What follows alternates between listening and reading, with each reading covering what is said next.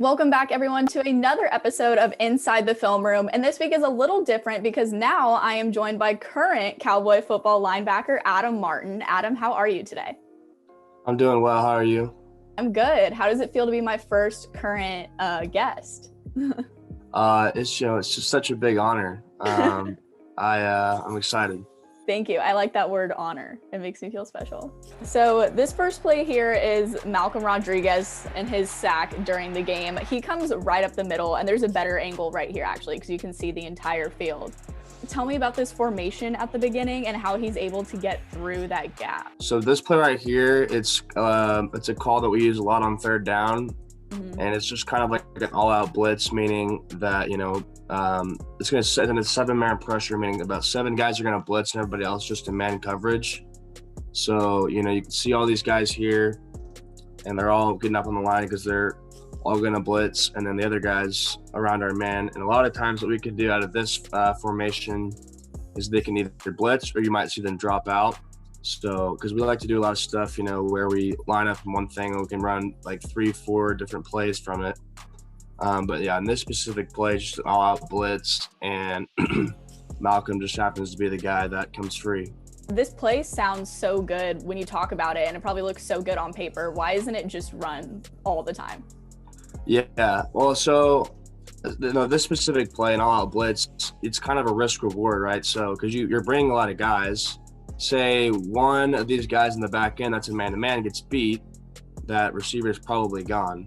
So, but the reason that it's really good for third down is just because, it's a big play, and on the blitz, if you succeed, you're probably going to sack the quarterback. And right here, he doesn't get the quarterback, but he forces an intentional grounding, which makes the field goal a lot tougher. So it's really good for third down because it's just like one play. That you can get the offense off the field really quick. Whereas with other plays like first, maybe second down, it's, you maybe don't want to take that risk. So I hear a lot about linebackers like keying in on certain things on the field. What is he keying in on here? So right here, this specific play, this is really just a blitz. So and what his job is he has what we call a C read, which means he's just going to watch the center, and whichever way the center goes, he's just going to go the opposite way. So the center goes that way, he goes the other way, and then boom, he's gone. But if someone were to pick him up right there, then someone else would come free. Because that's the point of doing it, is because they only have 6 guys to block 7, so there's going to be somebody free. So yeah, when guys are coached to do that, they're coached no matter where you come from to go as hard as you can, because you don't know which guy's going to come free. You don't know which guy that they're going to block. So. And then this is just a pre-snap sweep that's going on. What is the purpose of sweeps like this? Because it looks like it's more on the offensive side, and Malcolm is just following at number 89 on there.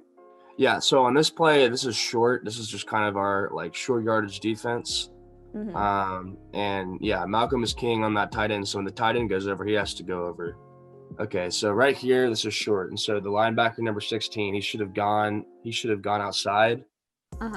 Because being away from the back, number 7, the Mike, Devin, who's playing the Will, and then the other, the safety right here, number 3, Trey Sterling, the Bandit, they together have the back and the quarterback. And so when the back goes outside, the line, he didn't see him. He got kind of a bad read, but he's supposed to shy on staying outside. And then Brock right here, he does his job, but he kind of throws the guy and loses his outside arm. Yeah. And so that's if this play were to keep running, that's kind of why he would see the back go out right there. And I'm pretty sure that's the play where he scored a super long touchdown. But all right, and then this is a Trace Ford play. He's on the bottom of the screen the entire time, and he gets right by 72 to get to Brock Purdy and just kind of trip him up there. Yeah. How is Trace able to get around that lineman? And I want to know if the shuffle he had to do in the beginning helped Trace, because all he had to do was run in a straight line. Oh yeah, so that's in our sack package, and so we like to put Calvin and Trace in there in that pack specifically because it's for third downs, kind of third and longs. But Trace right here, he's a really good pass rusher. He just really beats this guy with speed, and it kind of gives him a head fake, and then just does like a really good like kind of dip under move with his arm. But yeah, I mean, Trace is just one of those guys. He's just kind of different in the way that he not only brings a lot of size, but he brings a lot of speed.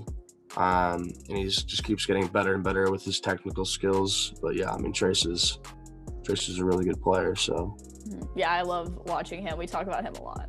That's all the clips that I had. So thank you so much for doing this and being the first current OSU player guest on here. It was really fun, and I enjoyed talking to a linebacker. Yeah, for sure. Thanks for having me on. Of course, yeah. And thank you guys so much for watching this again, and make sure that you watch out next week for when I do someone else. We'll see. It's a surprise.